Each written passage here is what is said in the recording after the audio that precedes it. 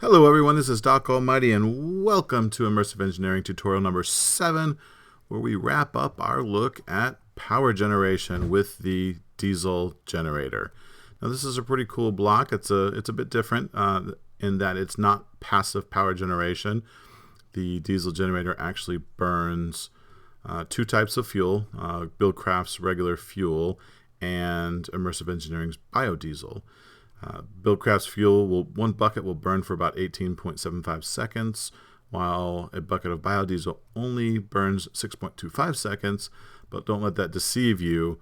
Buildcraft fuel is created from oil in WorldGen, and that's a finite resource, so there's only so much of it you can gather, and it's pretty labor intensive to go gather it and transmit it back to your base and refine it and put it into the diesel generator. Whereas with biodiesel, you can grow the ingredients you need to create biodiesel, making it an infinite resource for all intents and purposes. All right, so we're going to go over how this thing works in a few minutes. I want to show you how to build everything first. And also, let's go over real quickly the process to make biodiesel, which involves Immersive Engineering's Refinery, Fermenter, and Industrial Squeezer. So we're going to go into the details of these towards the end of the tutorial. Right now, we're going to take a look at the fermenter and how to build it. To build it, we need two types of blocks. We need light engineering blocks and fermenter blocks. To create those, for light engineering block, you need 4 iron ingots, 3 copper ingots, and 2 iron mechanical components.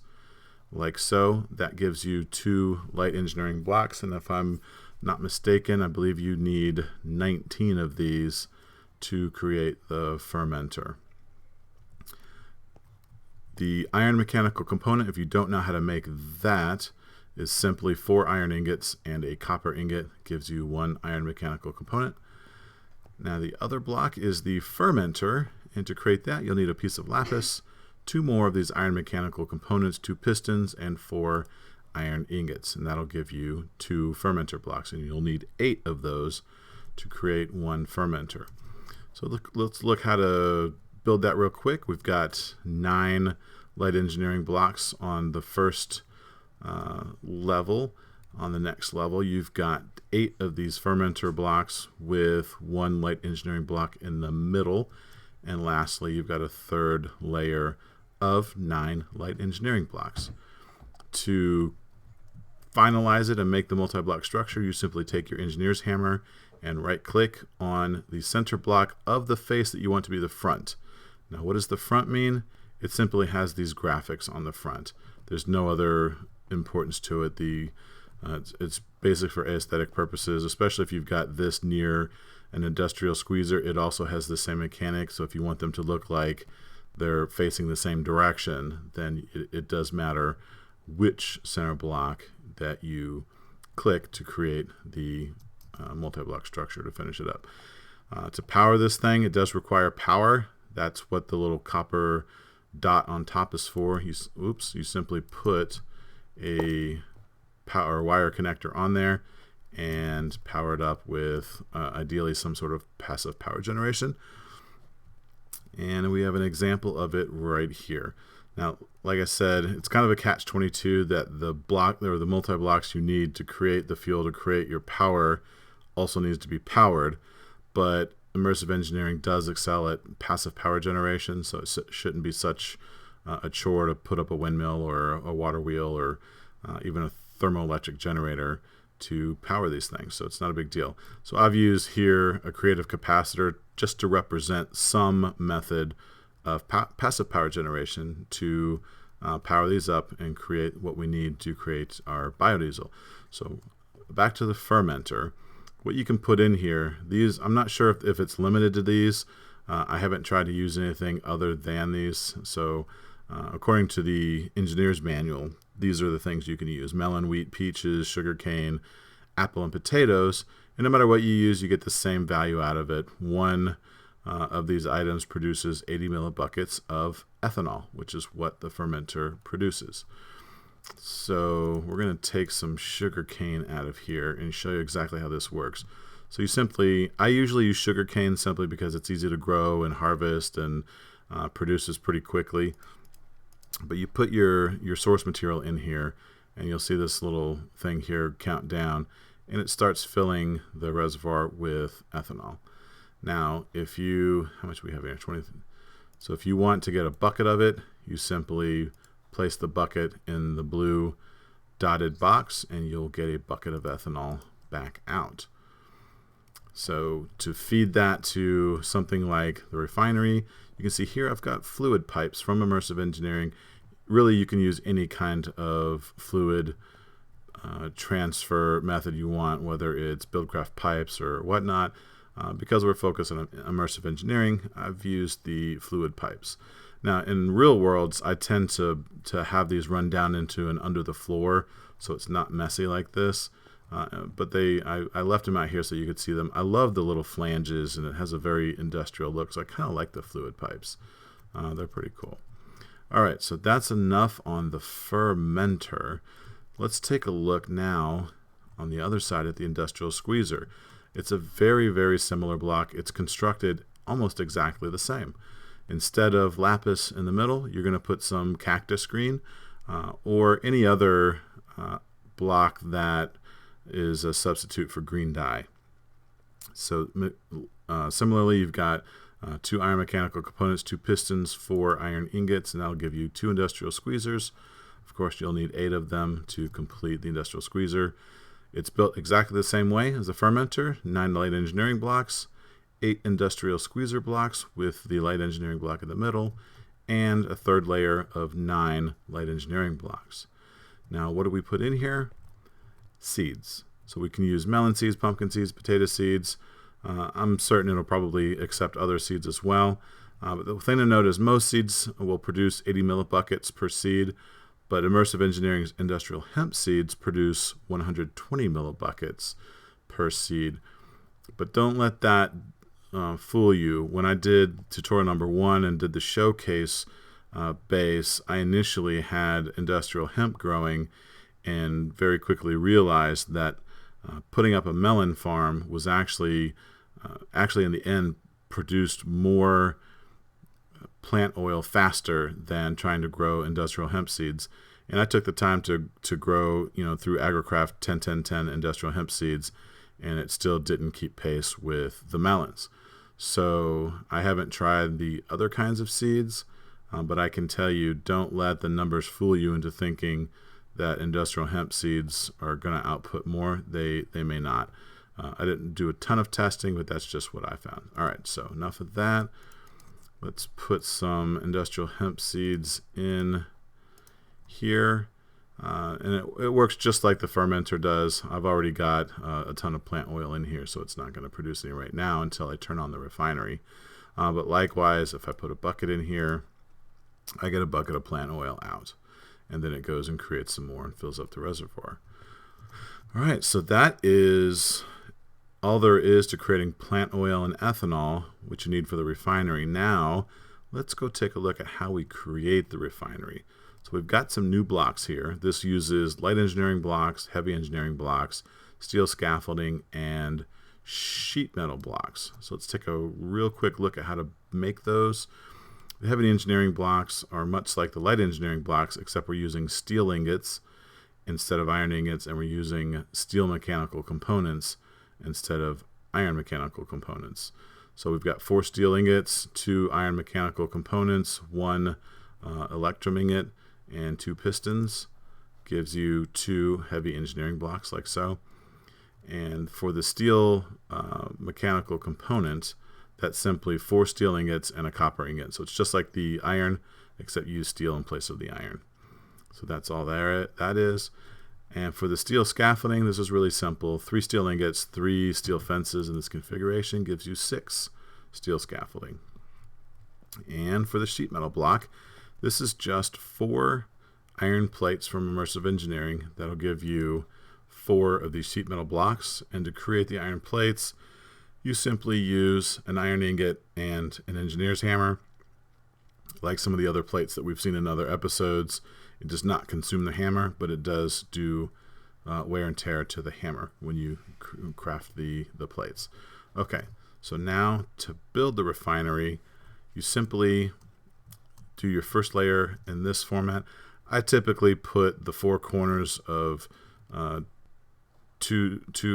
four corners of the pairs of scaffolding. Then I do this little cross in the middle of light engineering blocks with the two heavy engineering blocks on the ends. That's pretty easy to remember once you've done it a couple of times. And then the second layer is just six sheet metal blocks on each side here, with one light engineering block and one heavy engineering block with nothing in the middle. And the third layer is yet another layer of the 6 sheet metal blocks on each side. Then to create the refinery, much like the other blocks, you take your engineer's hammer and you want to right click it on this center block here, and that will give you the refinery. Now, a couple things about the refinery to set up. You've got this little red dot here. This is a redstone control. You can do something as simple as putting a lever on it. And when I do it, I usually take a block of sheet metal with a carpenter's lever, because then it doesn't look like some funky cobblestone lever. So I put that on there. Or you can have more intricate redstone control if that's your thing. On the back, we have a little power input, and that's where we put our wire connector. And for the refinery, and I'll show you this in a minute, the long side where you have this output here, that is the output. That's where the biodiesel comes out. And on the short sides, on either sides, that's where you input your plant oil and your ethanol. All right, so let's go see how that works. So I've got that set up here. I have plant oil coming into this short side. I have ethanol coming into this short side, and I have biodiesel coming out the long side here, going to the diesel generator. All I do is flip this on, and it looks like our generator is probably already full. Let's, for the sake of argument, go ahead and turn that on. Now the diesel generator is loud. There's no, and I've actually got the sound turned down a little bit. It's pretty loud. I'm going to speak up a little bit so you can hear me over it. It's got really cool animations, like the smoke coming out of the smokestack and the radiator fan here, which I love. I really think that's cool. And well, we'll get back to that in a minute. Back to the diesel, or the refinery rather. You can see now we've got it all full up, but as the diesel generator burns biodiesel, the refinery will continue supplying it with the biodiesel, and as long as you still have source material in here, it will continue feeding these reservoirs as well.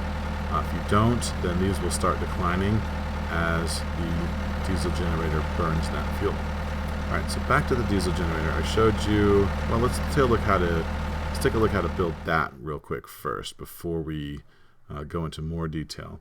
So we've got a couple of new blocks here that we need in the generator block and the radiator block, which we'll show right here.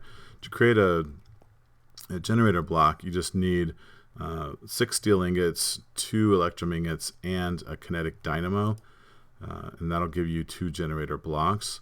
Now, we went over the kinetic dynamo in a previous tutorial, but I'll review it really quickly here. That's 3 iron ingots, 2 redstone, and 1 copper wire coil. And for the radiator block, you need 4 copper ingots, 4 steel ingots, and a bucket of water. And that will give you 2 radiator blocks. Now, it's really easy to build and remember. You simply need 6 generator blocks, and I realize that I've oriented the layers differently here. I've only done that because it's easier to remember this way. So you've got one layer of 6 radiator blocks, then you have a 9x9 solid of heavy engineering blocks, and then look at the overhead. Then you've got this third layer of 9 radiator blocks.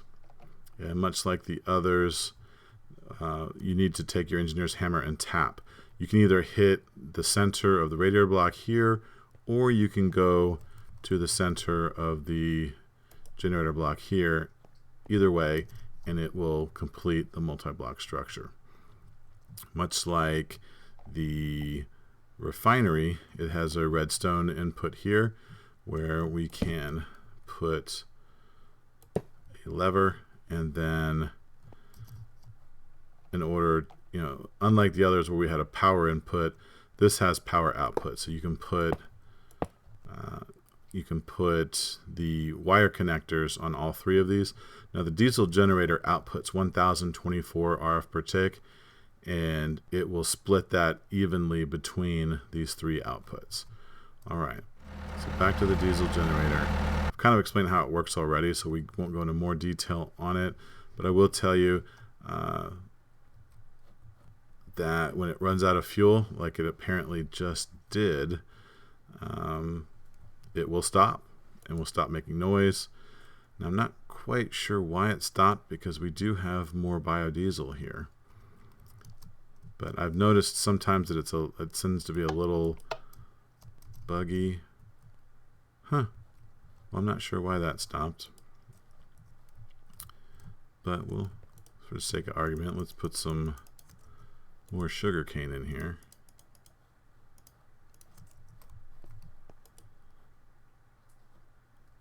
Biodiesel's increasing.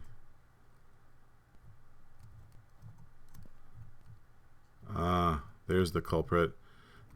So that's an interesting note. So on a biodiesel generator, if I had left off the wire connector and didn't have it connected to anything, even with it on and full of fuel, it won't run.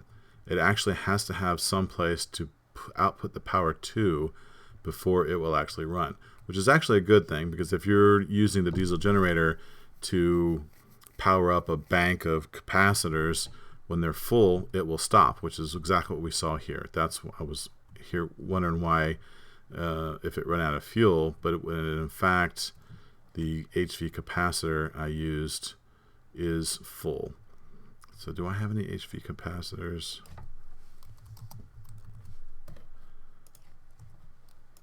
So if I put another one on here, you'll see it will start right back up.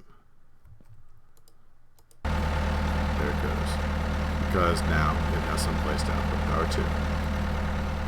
Alright, so there you have it. That is just about everything you need to know about the diesel generator.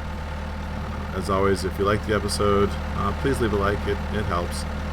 If you didn't like it or I missed something, please feel free to say so in the comments. And if you want to see more of these videos as they get released, please consider subscribing. But as always, until next time, go forth and be awesome.